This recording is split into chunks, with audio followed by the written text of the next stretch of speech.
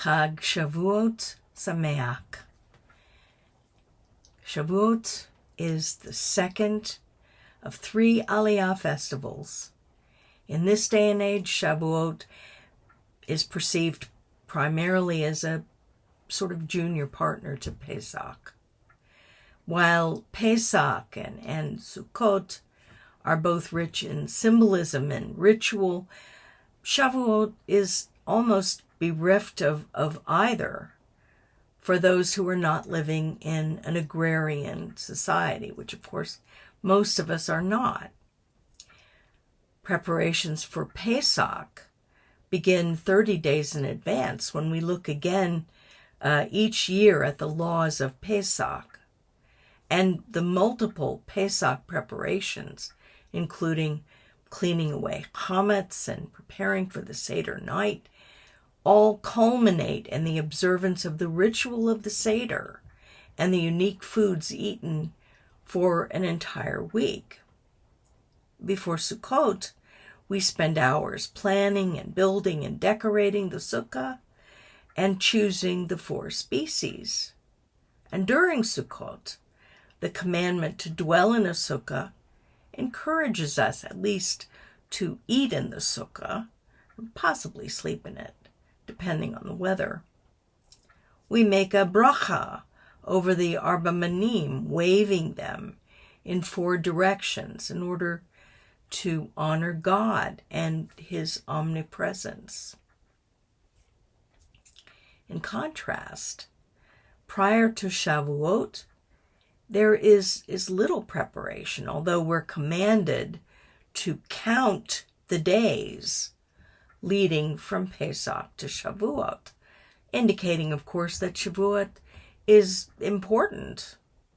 But on Shavuot, there's almost no Torah-prescribed ritual and no specific activities outside of those that could only be accomplished in the Mikdash or the Mishkan.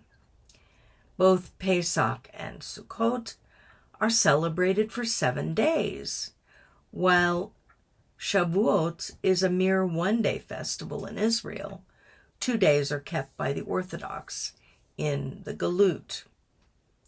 There's a third difference between the 2 long festivals and Shavuot, and that is the reason for celebrating the festival as prescribed in the Torah. Regarding the celebration of Pesach, well, it's specifically stated that we do so to remember the Exodus from Egypt, one of the most significant events in our history. Sukkot, we are told, commemorates God's care for us in Sukkot when we came out of Egypt, and also all of his provisions for us in the Midbar. Regarding Shavuot, no specific reason is given, except that it's the time of harvest. The lack of reason may seem mystifying, given the commandment to count the days from Pesach to Shavuot and to rejoice on Shavuot. Why are we rejoicing? Well, the harvest has begun, Rosh HaBikurim, and it continues. Is this just like May bank holidays? Any excuse for a holiday in the middle of a sort of non-holiday period of the year? The rabbis have filled what may seem to be a void in Shavuot ritual and symbolism. In exile from our land, they introduced the theme of Zaman Toratenu, the time of the giving of Torah, which, of course, it most likely is, although not explicitly stated as such in the scriptures. And so Shavuot has become a holy day dedicated to honoring and studying Torah. There's nothing wrong with that, but what is the raison d'etre of this festival according to the scriptures. In grappling with this question, we could use a concept that was introduced by Professor Michael Rosnack in his book on Jewish educational philosophy. The book is called Commandments and Concerns. Rosnack differentiates between two perspectives relating to faith and practice, those of explicit and implicit commandments and directives. Explicit aspects are those particular to a certain faith community. The explicit aspects of our faith differentiate us from others. They define our rituals, our services, our worship, our observances, even our lifestyle. In covenant Judaism, this is reflected in the centrality of Mashiach Yeshua's atonement, the scriptures as they are lived out in our lives, our halakha, and the covenant relationship between God and his people Israel within the framework of his commandments. The explicit perspective of our relationship with God is governed by Torah, Haftorah, Ketuvim v'Mashakim, and what we define as God's imperative and the direct practice of our faith. In contrast, the implicit quality of faith comprises those aspects that are both personal and universal. Extrapolating on this premise, God tells us in Tehillim and in Romans that human beings are without excuse when it comes to their ability to know him. Implicit knowledge is accessible to all humankind through what is, that is, what God created, which reflects its creator. The relationship between humankind and creator is based in the recognition that our existence is a result of God's action. This recognition leads to a moral, spiritual imperative that is universal, governing all humankind. Just as the universe was created with natural laws, in the same way, the world was created by God with moral and spiritual laws. An understanding of these laws, instead of drawing us to any specific religion, should draw us to the one eternal God and knowledge of him through his revelation of himself in the scriptures and through Mashiach Yeshua. What does Rosnack's thesis tell us about the three Aliyah festivals? Well, we could view Pesach and Sukkot as explicit festivals because they celebrate specifically the exodus of our people from Egypt and our sojourn in the Midbar under God's protection and care. These two festivals are rich in ritual and in symbols. They remind us of these historical national acts of divine blessing, acts that specifically are mentioned in the Torah, leading us to acknowledge God's greatness and his power. In contrast, Shavuot might be considered an implicit festival, relating to the personal relationship between human beings and God. Consider this. Shavuot occurs at the beginning of summer, at the harvest season when it begins, when the agricultural economy is at its busiest. Farmers are fighting against time to harvest their crops, to get their produce to market in order to reap the benefits of their autumn, winter, and spring toil. At this time, there must be a temptation to feel that one's economic success is due entirely to one's personal efforts, that we alone are responsible for our productivity and success. It's easy to ignore God's chesed, his loving kindness, and his rachamim, his mercy, his provisions of the sun and the rain, which are so critical for a successful harvest. And so Jews who a mere 6 weeks earlier came home from the Mikdash, having spent a week in Jerusalem celebrating Pesach, now pack their belongings once again and return to stand before God in Jerusalem with the first fruits of their harvest.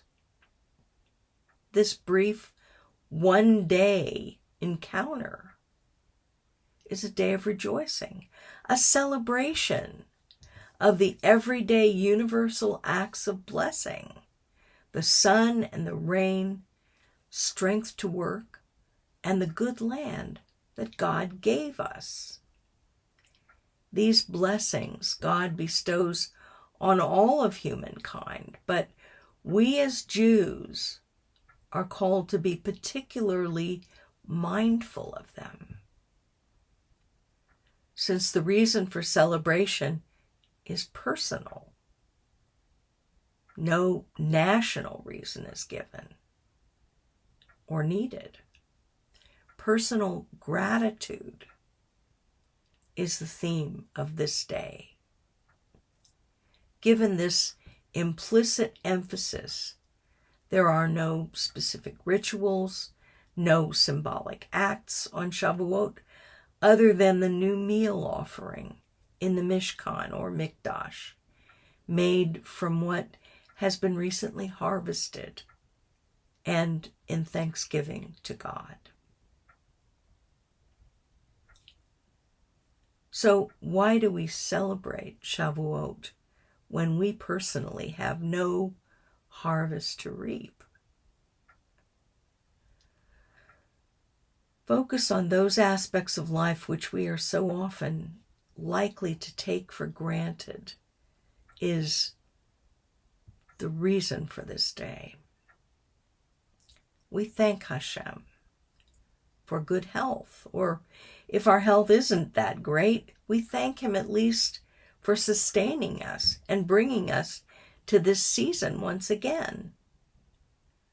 We give thanks for a livelihood that enables us to have a routine existence, a roof over our heads, food on our tables, clothing on our backs. In fact, for everything good in our lives, because we're told in the scriptures that all good things come from him. The theme of Shavuot is reflected in our reading of Megillah Ruth. And I would encourage each of you to read it today. The narrative of Ruth is that of a family in crisis, a family that underwent personal tragedy and untold struggle and distress. In their quest to make a living, this family, including Naomi, her husband, and her 2 sons, leave Yehuda, which is experiencing a famine, and they move to pagan Moab. There, the men eventually perish, most likely of some serious ailment. Naomi alone survived, along with her 2 daughters-in-law. But she determines now that she's going to leave Moab behind and return to her home. Upon her return to Yehuda, accompanied by only one of her daughters-in-law, Ruth, Naomi yearns for the routine, normal aspects of life, such as a family and a livelihood. A real-life drama takes place for the central figure of this story when the widowed Ruth recognizes the one eternal God, the God of Israel, chooses to immigrate to the land of Israel with her mother-in-law, living a Torah lifestyle, fulfilling the commandments, and becoming one with the people of Israel, that is, a convert to Judaism. The narrative ends with Ruth's marriage to wealthy kinsman Boaz, bringing a happy end to years of suffering for both Naomi and Ruth, when Ruth gives birth to a son who will be the great-grandfather of our King David, and eventually in the line of Mashiach Yeshua. In reading this Megillah, we learn to appreciate the mundane and the normal, the underpinnings of our life routine, which we usually tend to take for granted. Having reminded ourselves of this important lesson on Shavuot, we remember the challenge of Shavuot throughout the year. The challenge, truly, to give thanks. But perhaps God also had something else in mind when he told us to celebrate Shavuot. Perhaps something of a more prophetic nature than our rabbis have yet understood. Yes, there is another dimension to Shavuot, for on one Shavuot, when all the righteous of our people had gathered as God commanded us at the Mikdash, for the purpose of giving thanks to him and reading from the Torah, on that day in the first century, God began the promised revival of our people from among Jews by birth and proselytes who had assembled in Jerusalem for Shavuot and to hear the reading of the scriptures. This renewal spread among our people, with those who returned home to Parthia, Media, Elam, Mesopotamia, Judea, Cappadocia, Pontus, Asia, Phrygia, Pamphylia, Egypt, Libya, Rome, Cyrene, Crete, and Arabia. We read of this in the second chapter of Acts. The Besorah they heard was prophetic in nature. They heard that the promised Mashiach of Israel had come, that he had died in atonement for sin, had been resurrected, and would return to establish his eternal kingdom, which he, God with us, will rule from Jerusalem, the seat of Melech David.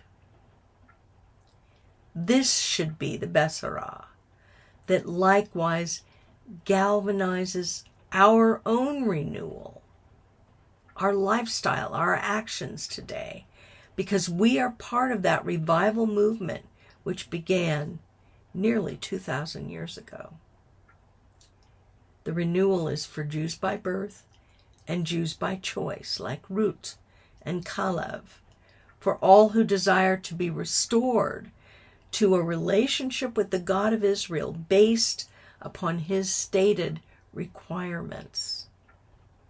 We've already seen the partial physical repatriation of our people to our land and the partial spiritual restoration of our people to our God from both the exile and from within the land. But we await the fullness of both promises God has made, when all Israel shall be redeemed, restored, revived, as God's one and only covenant people in the land which he gave us forever. Shavuot for us is the celebration of a prophetic festival given by God as a day of thanksgiving for the physical harvest of early summer, for the giving of his Torah and his living Torah, Yeshua, the bread of life. It is in anticipation of the spiritual harvest that will spread until the harvest is full and Mashiach Yeshua returns.